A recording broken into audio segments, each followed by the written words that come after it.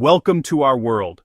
Not every treasure shines, some are hidden in plain sight, veiled not by rock, by jungle, but by the relentless forward march of our modern world. They are the quiet corners, the overlooked landscapes, the cities whose stories are whispered rather than shouted. Here, in these spaces, between the known and the forgotten, a different kind of magic endures. It's a magic that doesn't demand attention, but rather rewards it, offering a profound connection to those patient enough to seek it out. These are the places that wait for the curious traveler, the one who looks beyond the well-trodden path. Beyond the clamor of crowds, beyond the glare of headlines, 5 such places quietly hold the kind of beauty that changes how we see the world. They are not destinations defined by a single monument, but entire worlds woven from threads of unique history, resilient culture, and breathtaking nature. To journey to them is to embark on a pilgrimage of discovery, peeling back layers of time to reveal a core of authenticity that so much of our planet has lost. It is here, in the stillness, that we can find a reflection of what was, and what can still be. This is a journey to the heart of the overlooked. We will venture into realms where ancient orders once held sway, where the echoes of history resonate in every stone and in every melody. We will explore cities reborn from the ashes of conflict, now vibrant canvases of art and innovation. We will traverse islands untouched by mass tourism. Our journey begins in the heart of Portugal, where the Nabão River, a shimmering ribbon of silver and green, cradles a city steeped in myth and legend. This is Tomar. At first glance, it presents a tranquil facade, whitewashed houses with terracotta roofs huddled together, their reflections dancing on the water's gentle surface. The air is filled with the scent of orange blossoms and the distant melodic chime of church bells. Life here flows with the unhurried grace of the river itself, a peaceful rhythm that belies the formidable power and epic history that shaped this very landscape. One cannot understand Tomar without first understanding the shadow that looms over it. A shadow cast not by mountains, but by a fortress of faith and fury. High on a hill, overlooking the slumbering town, stands the Convento de Cristo.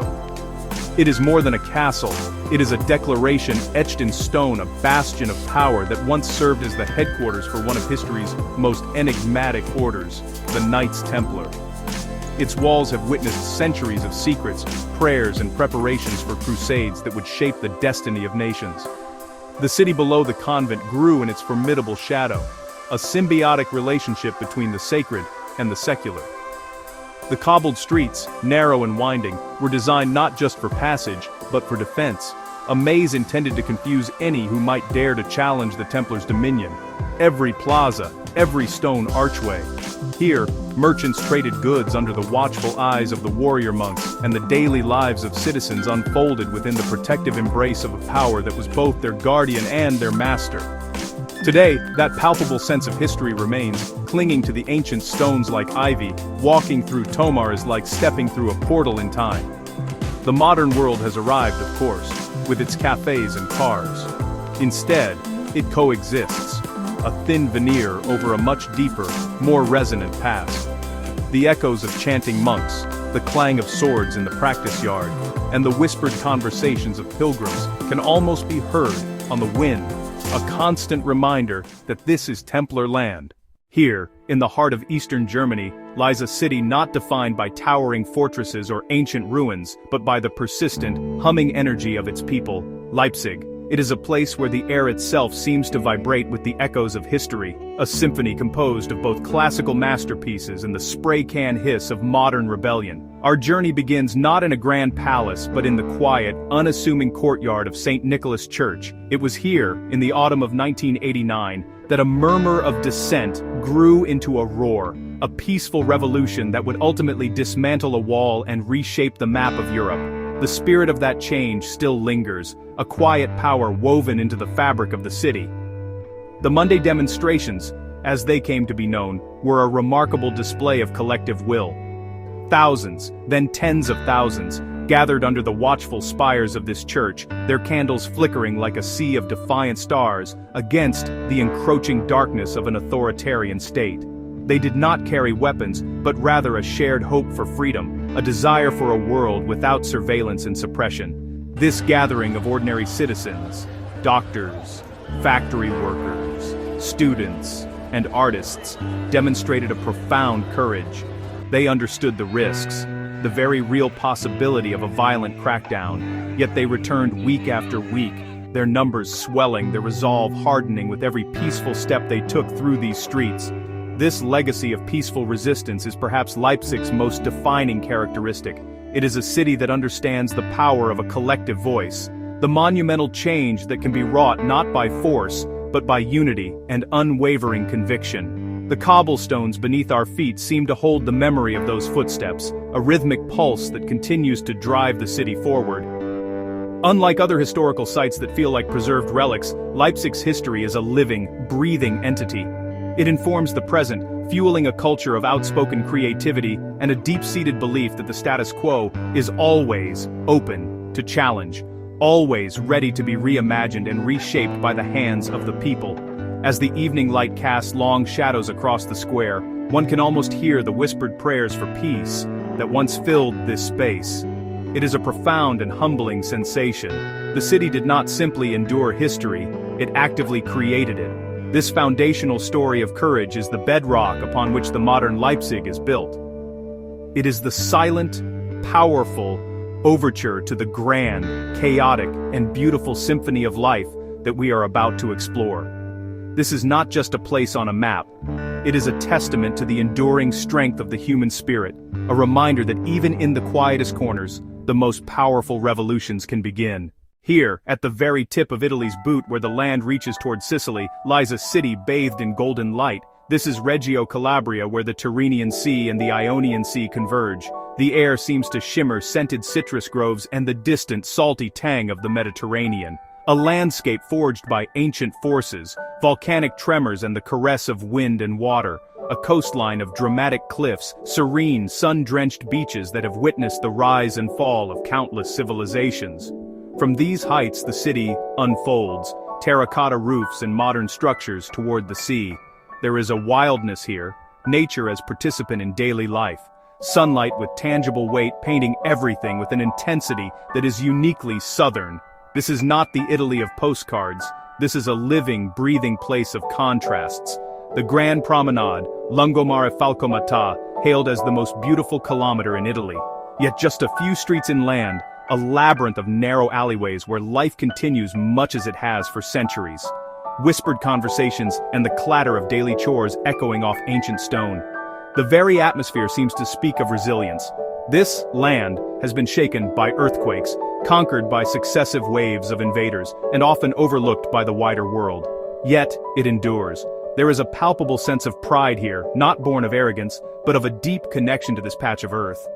Fishermen mending their nets, the boisterous energy of the local markets, old men in the piazzas, watching the world go by, their gazes holding the long memory of this extraordinary place. Journey to the far reaches of the Malay archipelago to the eastern half of a rugged mountainous island, and you will find Timor-Leste. This is one of the world's youngest nations. For centuries, it has existed in the shadows of its larger neighbors. The island's creation myth speaks of a giant crocodile, its ridged, scaly back forming the dramatic mountain ranges that run its length. To arrive here is to feel as though you have reached one of the planet's last true frontiers. The landscape is one of immense, almost overwhelming, natural drama. The infrastructure is sparse, heightening the sense of discovery. This is a journey where ancient traditions and the rhythms of nature still hold sway. The nation's capital, Dili, bears scars and energy. Beyond the capital, communities are bound by lisan, umalulik, sacred spirit houses, a land where the spiritual and the physical worlds are deeply intertwined. A place where the story of the sleeping crocodile is not just a myth, but a living truth. Our journey now takes us to a realm of staggering verticality, a kingdom of rock and ice hidden deep within the Pacific Northwest of North America. Here, far from the well-trodden paths, lies a wilderness of breathtaking scale and profound solitude. This is the North Cascades National Park, a place often called the American Alps. And as the morning sun first breaches the jagged horizon, one begins to understand why. It is a land shaped by immense geological forces, where the very air seems to hum with an ancient, primal energy. The first rays of light paint the highest peaks in hues of rose and gold. Below, deep valleys remain cloaked in shadow, cradling mist that swirls and dances. This is not a landscape that reveals itself all at once. It demands patience. It demands effort. More than 300 glaciers. They are the lifeblood of this ecosystem, their slow, inexorable grind carving the very bones of the mountains, their seasonal melt feeding a network of turquoise lakes and thunderous rivers. This vast wilderness complex is a sanctuary, not just for the wildlife that roams its slopes, but for the human spirit. The sheer scale of the place is humbling. Peaks, with names like Forbidden Peak, Mount Shuksan, and El Dorado Peak, tear at the sky. To stand in their presence is to feel a profound sense of one's own smallness, a perspective that is both intimidating and deeply liberating. It is a world where the fundamental rhythms of the earth can still be felt, a powerful reminder of a time before our own. And yet, for all its grandeur, it remains remarkably overlooked. Perhaps it is the challenging terrain or the notoriously unpredictable weather that has preserved its wild heart. Unlike its more accessible cousins, the North Cascades does not offer its beauty on a platter. It asks for a deeper commitment. It is a place for the adventurer, the seeker, the soul who understands that the greatest rewards often lie at the end of the most difficult journeys. Here, the silence is not empty. It is filled with the whisper of the wind through ancient forests, and the distant crack of shifting ice. What is it that connects these disparate worlds, from the nightly ramparts of Portugal to the volcanic peaks of the Pacific? It is not fame, nor is it the polished veneer of mass tourism. It is something far more elemental, far more precious. It is authenticity. It is the palpable sense that these places exist not for the visitor, but for themselves. Their identity is not a curated performance. It is the organic expression of their history. It is the organic expression of their geography. It is the organic expression of the lives of the people who call them home. It is a quality that cannot be manufactured or replicated. This authenticity is found in the unscripted moments, the genuine smile of a vendor, the quiet pride of a craftsman, the way the evening light catches the weathered facade. It is the sound of a local dialect, the taste of a family recipe, the feeling of walking on ancient stones. These are the textures of real life, unfiltered and unadorned. In an age of globalization, these pockets of distinctiveness are vital. They are reservoirs of cultural identity, anchors that hold a community to its roots. They remind us that despite our interconnectedness, the world is not uniform. It is a rich and vibrant mosaic of unique cultures, each with its own story to tell, its own wisdom to offer. To experience these places is to witness the enduring power of the local, the specific, and the singular. It is this very authenticity that proves that wonder still hides where few ever look. It challenges the notion that all beautiful places are already on the postcards. It suggests that the world's capacity to surprise us is infinite, to trade the well-trodden path for the overgrown trail. The greatest treasures are not always the most famous. Often, they are the most genuine. And so, our journey through these 5 hidden worlds draws to a close. We have walked through the silent cloisters of a Templar fortress, felt the creative pulse of a city reborn in sound and color, and tasted the sun-drenched essence of Italy's southern tip. We have dived into the turquoise waters of a nation rising from the ashes, and stood in awe amidst the glacial grandeur of America's hidden Alps. Each destination, a world unto itself, unique in its history, its culture, and the particular way it captures the human imagination. What connects these disparate places? It is not just their relative obscurity. It is a certain quality of authenticity, a sense of life being lived. These are not places that have been polished and packaged for mass consumption. They retain a certain rawness. They are places where one can still feel the thrill of genuine discovery. From the solemnity of Tomar's Corolla to the vibrant chaos of Leipzig street art, we have witnessed the incredible diversity of human expression. In Reggio, Calabria, we found a fierce pride. In Timor-Leste, a spirit of hope and resilience.